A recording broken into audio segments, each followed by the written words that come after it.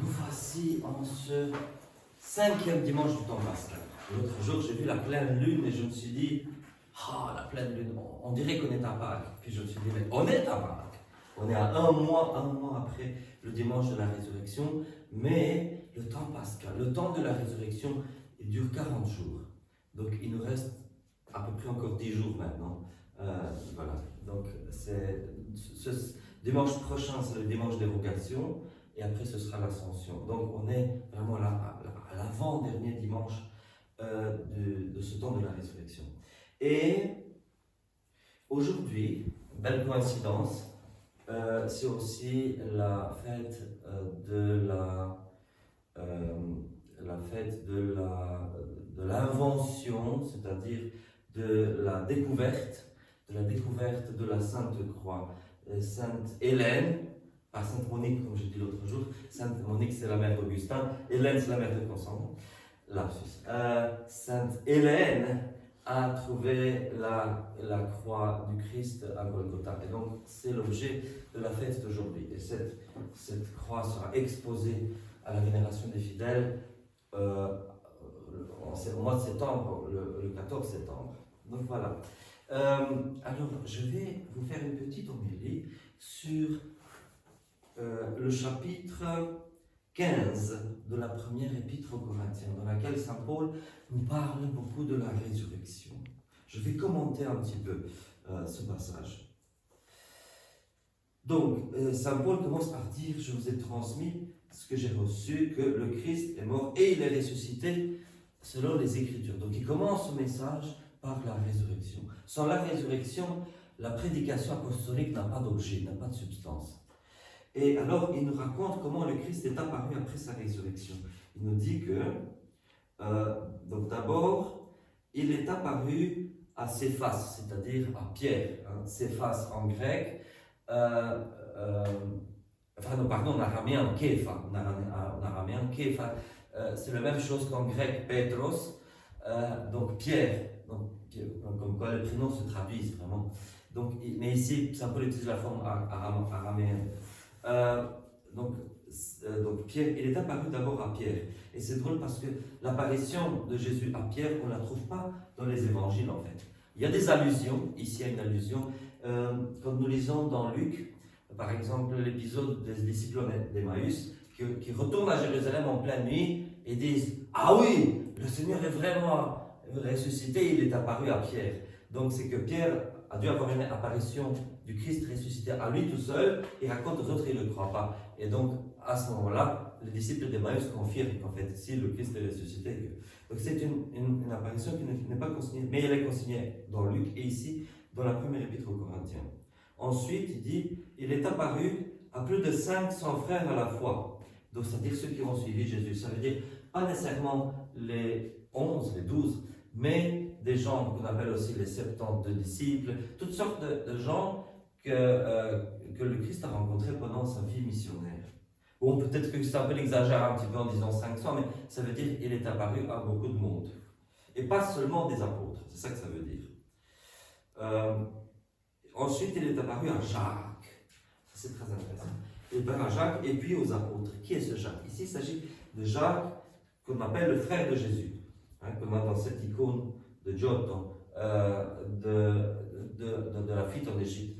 Donc il faut savoir que qui est ce Jacques? Saint Joseph, vous savez qui est Saint Joseph. Saint Joseph, dans le premier mariage, il a eu des enfants, dont son fils aîné était Jacques. Et puis dans son veuvage, il a pris auprès de lui la Vierge Marie. Et la Vierge Marie a enfanté Jésus. Donc Jacques et Jésus n'ont aucun lien biologique, mais vu qu'ils sont dans la même famille, ils vivent dans la même famille, on les appelle tout simplement, en langage sémitique, il n'y a pas ce... Même en français, certains disent, j'ai un collègue de travail qui dit c'est mon demi-frère, mais donc je dis, vous avez la même mère ou le même père? Il dit ni l'un ni l'autre. Comment est-ce que vous êtes des demi-frères? Parce que ma mère a épousé son père. Donc même en français, on manque de mots réellement pour parler de ça. Et en hébreu, en araméen, il n'y avait même pas cette idée de frères par alliance en fait, frères de famille recomposés. Et c'est ça que c'est, les frères de famille recomposés.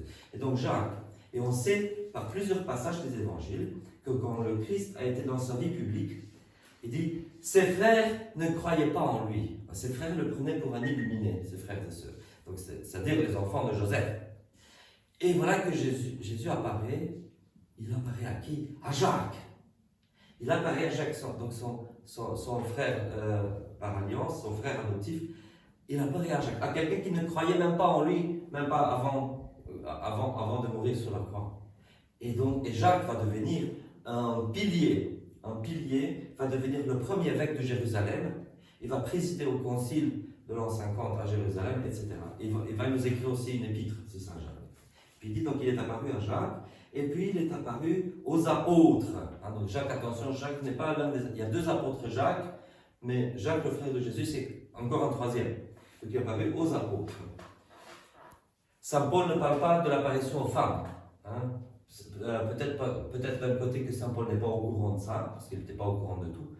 Mais, et puis il dit, et à la fin, il m'est apparu aussi comme un avorton. Qu'est-ce que ça veut dire? Que si Jésus ressuscité apparaît uniquement à des gens qui sont ses amis, on peut dire, ces gens qui rêvent, ces gens qui ont des hallucinations, parce qu'ils croient ce qu'ils veulent croire. On peut dire ça.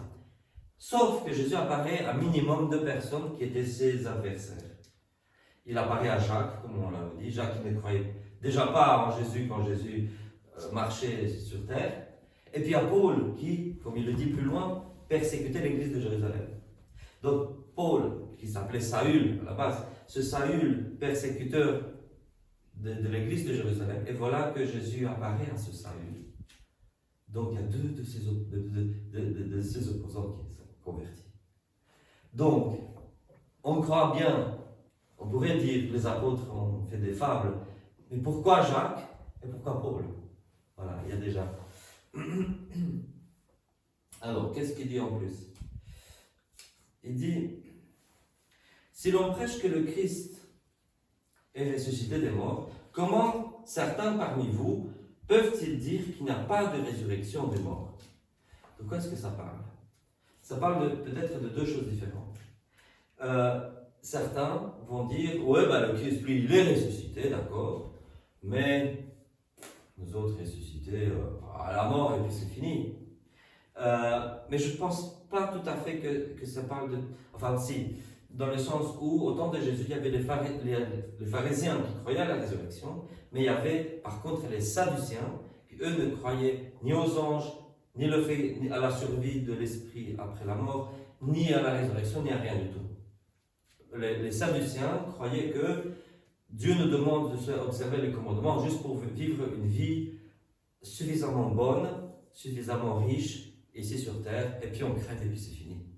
Et donc, voilà que les premiers chrétiens rencontrent ces sadducéens. Et donc, il y a une collision entre la doctrine des uns et celle des autres. Et peut-être qu'il y a eu des sadducéens, parce dans le livre des Actes des Apôtres, Saint Luc nous dit qu'il y a eu certains sacrificateurs du temple qui ont accepté la foi chrétienne. Sauf que pour accepter la foi chrétienne, il faut l'accepter totalement. Oui, ils peuvent dire, oui, je crois que Jésus est ressuscité, mais de là à croire que tout le monde va ressusciter, ça me semble exagéré, diraient peut-être certains de ces sacrificateurs du temple. Donc c'est contre ça que Saint Paul se prononce. Mais il y a une deuxième catégorie.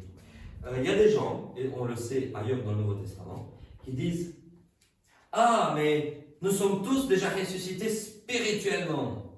Nous sommes dans un monde totalement ressuscité. » Et on voit ces tendances encore de nos jours, certains qui disent que « Ah, si nous sommes chrétiens, si nous vivons avec Dieu, nous sommes déjà ressuscités. C'est ça la vraie résurrection.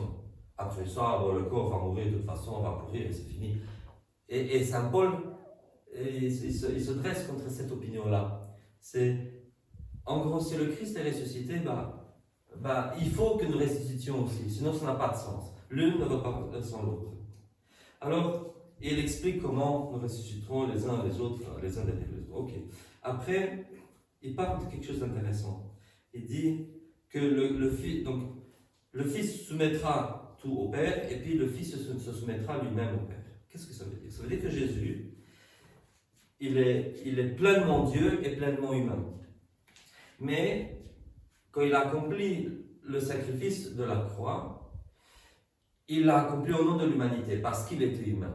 C'est-à-dire que pour que ce sacrifice sur la croix soit valide, il fallait une personne qui soit à la fois pleinement humaine et pleinement Dieu. Sinon, ça ne peut pas marcher. Et quand Jésus, par exemple, sur terre, il a la tentation du démon, il a plein de choses, il prie le Père, il se met à genoux, il prie le Père. Certains pourraient dire, mais s'il est pleinement Dieu, pourquoi il fait ça? Parce que il porte en lui la nature humaine, et en tant qu'humain, il n'est pas que Dieu, il est humain aussi. Et c'est l'humain parfait, plus parfait qu'Adam, bien sûr. Et il porte sur ses épaules toute l'humanité. Et quand Jésus se met à genoux devant Dieu le Père, il met à genoux toute l'humanité devant Dieu le Père. Et c'est ça qu'il fait. Il accomplit à notre place ce que nous ne savons pas faire. Donc, quand Jésus va se soumettre lui aussi, à Dieu se soumet aussi en tant qu'humain. Il est Dieu. On parle beaucoup de la kénose, un mot grec, kénosis. Dieu le Fils, Dieu le Verbe, qui était là depuis toute éternité, engendré par le Père depuis toute éternité.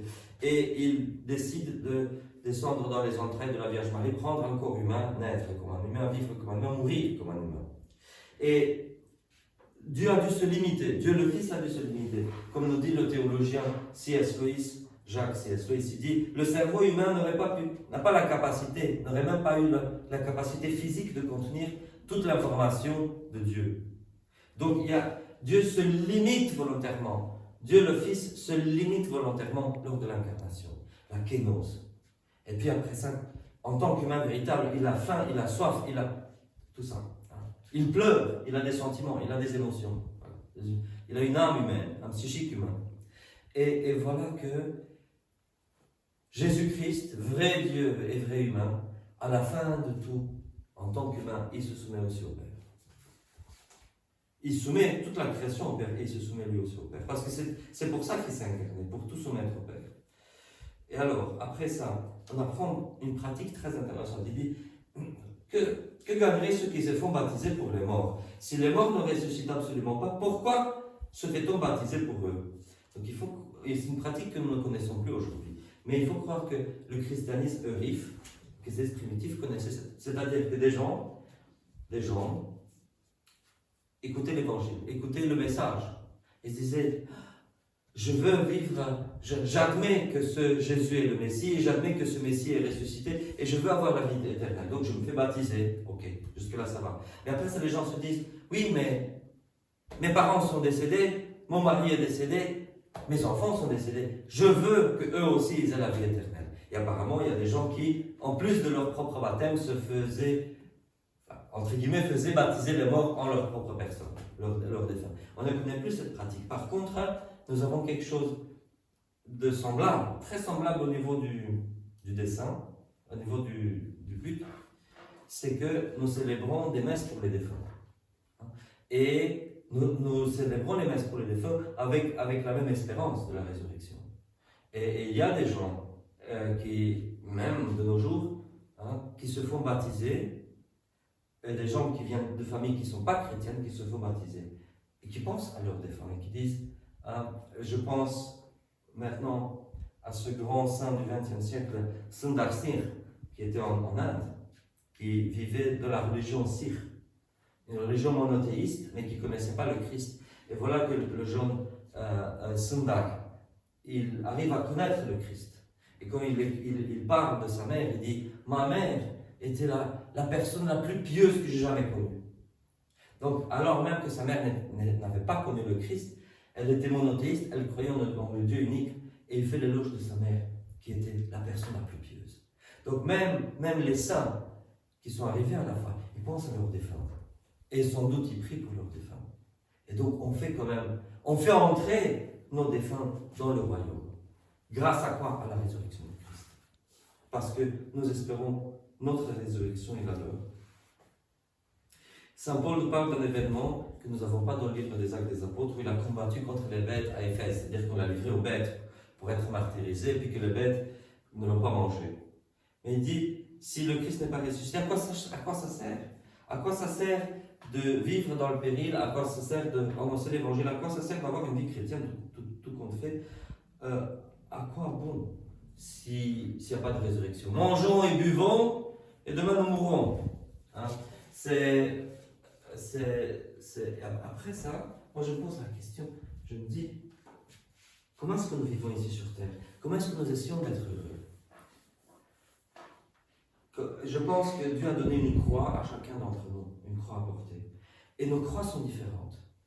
Dieu m'a donné une certaine croix, mais je sais que si Dieu m'avait donné la croix de quelqu'un d'autre, je n'aurais pas su la porter. Mais la croix que Dieu m'a donnée, je sais la porter. Et malgré la croix que Dieu m'a donnée de porter en ce monde, grâce au Christ, je me trouve victorieux sur tous les problèmes de la vie. Et je pense même, il y a des gens, j'ai connu personnellement un prêtre qui avait été 9 ans en prison pour la foi. Pas ici, dans un autre pays. 9 ans dans la prison. 9 ans pour la foi chrétienne. Parce qu'il n'y a pas de résurrection, on peut dire, sortez-moi de la prison, je ne crois plus en rien, je dirai ce que vous direz, je m'en fous, je veux juste être... Mais non, tous ces gens-là qui ont souffert, c'était dans l'espoir de la résurrection.